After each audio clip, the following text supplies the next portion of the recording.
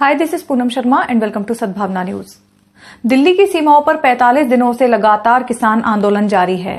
इसी बीच सरकार और किसान संगठनों के बीच 8 बैठक हो चुकी हैं और 8वें दौर की वार्ता फिर बिना किसी नतीजे के समाप्त हो गई। बताया जा रहा है कि 2 घंटे की बातचीत के दौरान माहौल सामान्य नहीं रहा, जिसके बाद वार्ता स्थगित हो गई। लेकिन अगली वार्ता के लिए 15 जनवरी की तारीख पर सहमति बनी है। इस बैठक में किसान संगठनों के नेता न तो सरकार के प्रस्ताव पर चर्चा के लिए तैयार हुए हैं और न ही कोई और विकल्प पेश कर सके।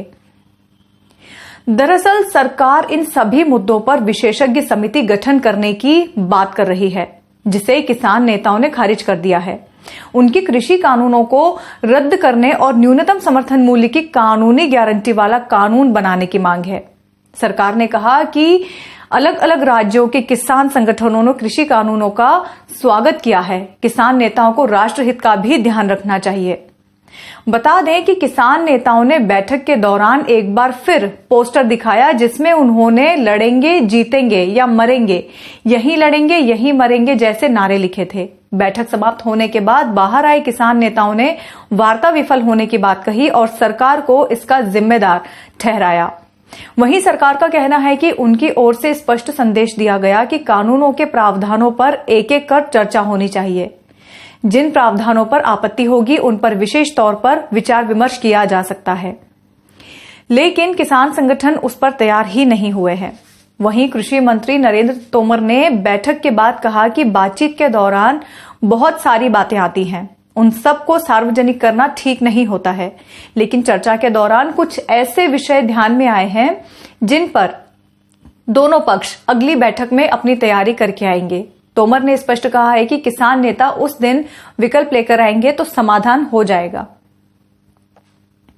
कृषि मंत्री ने कहा कि सरकार ने मध्यस्थता के लिए किसी से संपर्क नहीं किया है। उन्होंने कहा, सिख धर्मगुरु बाबा लखा गुरुवार को किसानों की मांगों को लेकर बातचीत करने आए थे। सरकार उनका सम्मान करती है। कड़ाके की सर्दी में आंदोलन कर रहे किसानों का दर्द बयां करते हुए वो समस्या का समाधान चाहते थे।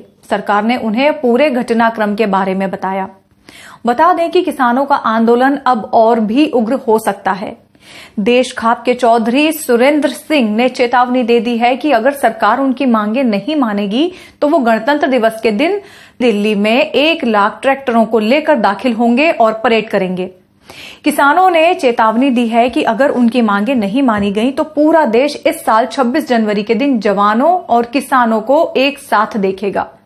ट्रैक्टर परेड की तैयारी शुरू हो चुकी है। वहीं किसानों ने इसका ट्रेलर भी सरकार को दिखा दिया है। खाप के किसानों का कहना है कि जितनी देर सरकार हमारी मांगे पूरी करने में लगाएगी, उतना ही नुकसान सरकार को झेलना होगा। खाप के सदस्यों ने चेतावनी दी है कि सरकार और प्रशासनिक अधिकारी इस किसान आंदोलन को हल्के में न लें। किसानों को पता चल चुका है कि दिल्ली की कमजोरी पेरिफेरल वे है। अब किसान इसी को घेरेगा, तब सरकार पर दबाव बनेगा। वहीं किसान अब जेल जाने से भी नहीं घबरा रहे हैं। उनका कहना है कि वो कई बार जेल जा सकते हैं। सरकार जब तक उनकी मांगे पूरी नहीं करेगी, वो दिल्ली की सीमाओं पर डटे रहेंगे। Powered by Arthros Clinic, a dedicated center for arthroscopy and sports injuries.